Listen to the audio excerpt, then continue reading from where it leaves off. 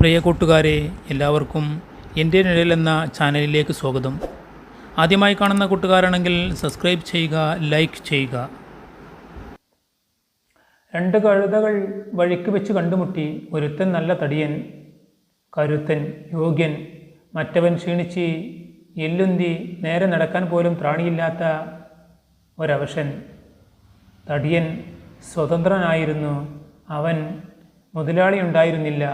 അലഞ്ഞു നടന്ന് കിട്ടുന്നത് ഭക്ഷിച്ചു കഴിക്കുകയായിരുന്നു അവൻ.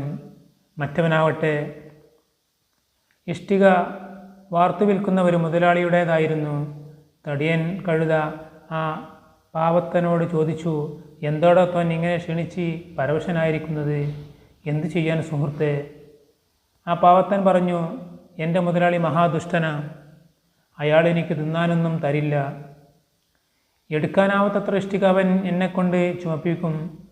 എത്ര വേഗം നടന്നാലും ശരി, പിന്നെയും അവൻ്റെ തടിയൻ വടികൾ കൊണ്ട് തല്ലും.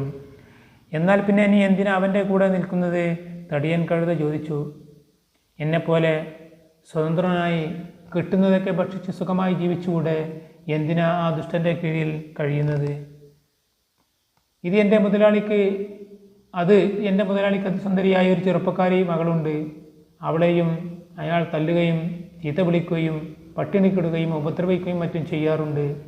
ചെയ്തോട്ടെ, അതിനോ നിനക്കെന്ത് വേണം? തടിയൻ തിരക്കി.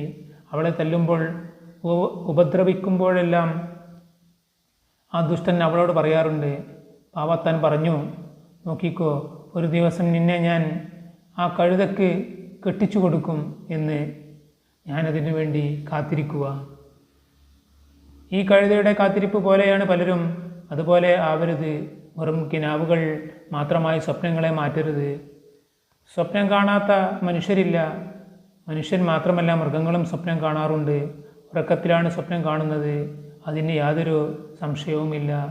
മുൻ പ്രസിഡന്റ് അബ്ദുൽ കലാമിൻ്റെ സ്വപ്നമല്ല ഈ സ്വപ്നം കണ്ടുകൊണ്ട് ഉണർന്നു നടക്കുന്നവരുണ്ട്.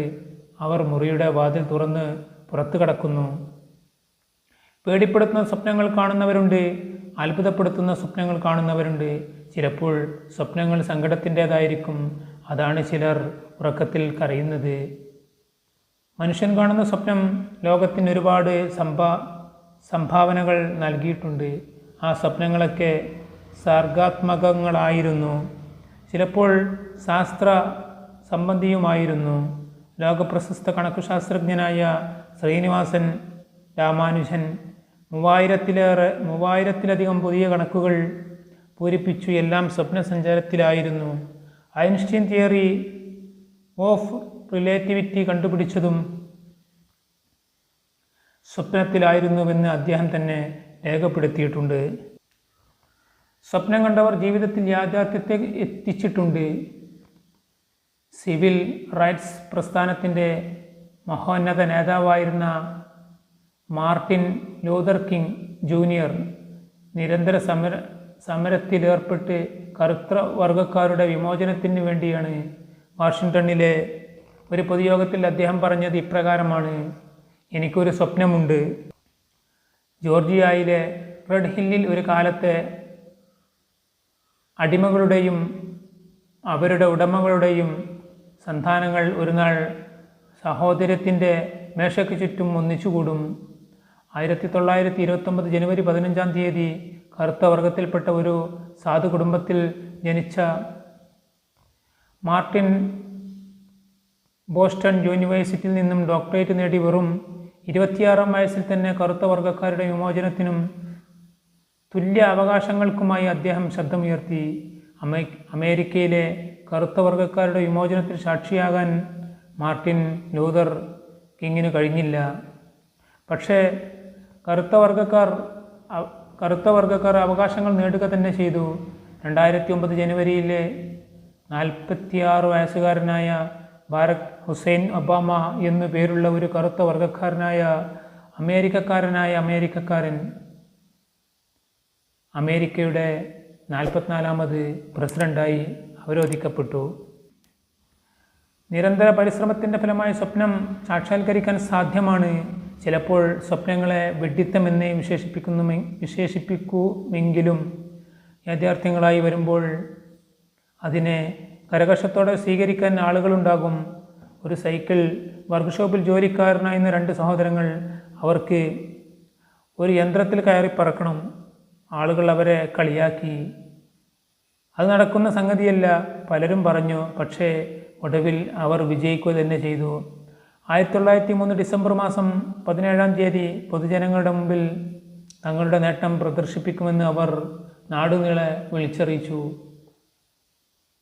അതിൻ്റെ പ്രതികരണമായി ഒരു പ്രാദേശിക പത്രം എഴുതിയതിങ്ങനെ: "they are not flying brothers." അവർ പറക്കുന്ന സഹോദരങ്ങളല്ല, കള്ളം പറയുന്ന സഹോദരങ്ങളാണ്. പക്ഷേ മിൽബർ റൈറ്റും ഒലിവർ റൈറ്റും സഹോദരനും അത് സാധ്യമാക്കി. ഒരു കാലത്ത് അസാധ്യമെന്ന് കരുതപ്പെട്ടിരുന്ന പലതും നിരന്തര പരിശ്രമത്തിലൂടെ നേടിയെടുക്കുമെന്നതിന് നിരവധി ഉദാഹരണങ്ങളുണ്ട്. അമേരിക്കയുടെ മുൻ പ്രസിഡന്റായിരുന്ന ജോൺ എഫ് കെന്നഡിക്ക് ഒരു സ്വപ്നമുണ്ടായിരുന്നു. ചന്ദ്രനിൽ ആദ്യം ഇറങ്ങുന്നത് ഒരു അമേരിക്കക്കാരനായിരിക്കണം. 10 വർഷത്തിനു ശേഷമാണെങ്കിലും ആ ആഗ്രഹം സഫലമാകുക തന്നെ ചെയ്തു. 1969 ജൂലൈ 20-ാം തീയതി നീൽ ആംസ്ട്രോങ് എന്ന അമേരിക്കക്കാരൻ ചന്ദ്രനിൽ ഇറങ്ങി. പക്ഷേ അത് കാണാൻ കന്നഡി ജീവനോടെ ഉണ്ടായിരുന്നില്ല. ഏലിയാസ് ഹോ എന്ന ശാസ്ത്രജ്ഞൻ കുന്തം കൊണ്ട് കുതിരപ്പുറത്ത് ഓടുന്നതായി സ്വപ്നം കാണാറുണ്ടായിരുന്നു. ഓരോ സ്വപ്നം റിപ്പീറ്റ് ചെയ്തുകൊണ്ടിരിക്കുകയാണ്. ഒരു ദിവസം കുന്തത്തിൻ്റെ അറ്റത്ത് ഒരു ദ്വാരം വരുന്നു.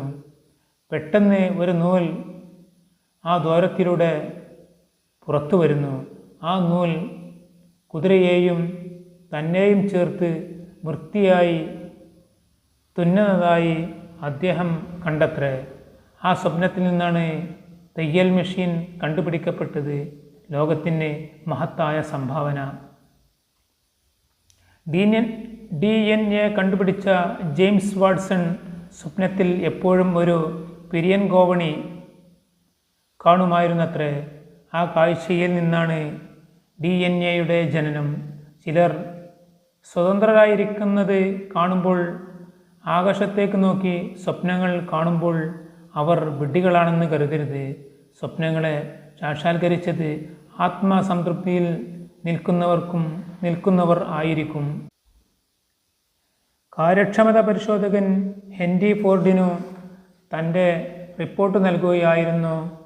"സാർ, അങ്ങേക്ക് കാണാവുന്നതുപോലെ താഴത്തെ ഹാളിലുള്ള ആ മനുഷ്യനെ മാറ്റി നിർത്തിയാൽ റിപ്പോർട്ട് വളരെ ആശംസാവഹമാണ്. ഞാൻ കടന്നു പോകുമ്പോഴൊക്കെ അയാൾ മേശപ്പുറത്ത് കാൽ കയറ്റി വെച്ചിരിക്കുകയാണ്. അയാൾ അങ്ങയുടെ പണം പാഴാക്കുകയാണ്." ഫോർഡ് പറഞ്ഞു, "ആ മനുഷ്യന് ഒരിക്കലും ആശയം കിട്ടി. അതുപയോഗിച്ച് നാം കോടിക്കണക്കിന് പണമുണ്ടാക്കി. അന്നും അദ്ദേഹത്തിൻ്റെ കാലുകൾ ഇന്നിരിക്കുന്ന അതേ സ്ഥാനത്ത് തന്നെയായിരുന്നുവെന്ന് എൻ്റെ വിശ്വാസം. സർഗാത്മകതയും അഭിപ്രേരണയുമുള്ളവർക്ക് സംഭവിക്കുന്നതെല്ലാം അനർഘ നിമിഷങ്ങളായി മാറ്റുവാൻ സാധിക്കും എന്നതും ഉദാഹരണങ്ങൾ. ചായ ഉണ്ടാക്കാൻ അടുപ്പിൽ വെച്ച വെള്ളം തിളച്ചപ്പോൾ കെറ്റിലിൻ്റെ അടുപ്പ് ഇളകിത്തുള്ളിയത് ആവിയന്ത്രത്തിൻ്റെ കണ്ടുപിടുത്തത്തിലേക്ക് നയിച്ചു. നനച്ച ഒരു ഷർട്ട് ഉണങ്ങാൻ അയലിലിട്ടപ്പോൾ കാറ്റു വീർത്തൽ ബലൂൺ എന്ന ആശയത്തിലേക്ക് വഴി തെളിയിച്ചു. ഒരു തോട്ടത്തിൻ്റെ കോണിയിൽ 8 കാലി നിർമ്മിച്ച വല ഉറപ്പിച്ചിരുന്ന നൂല് തൂക്കുപാലം നിർമ്മിക്കണമെന്ന ആശയത്തിന് ഉപോദ്ബലമായി തീർന്നു. ഒരു ദേവാലയ ഗോപുരത്തിൽ തൂങ്ങിയാടിക്കൊണ്ടിരിക്കുന്ന വിളക്ക് ക്ലോക്കിൻ്റെ പെൻഡുലത്തിൻ്റെ തത്വം കണ്ടുപിടിക്കുന്നതിന് സഹായിച്ചു.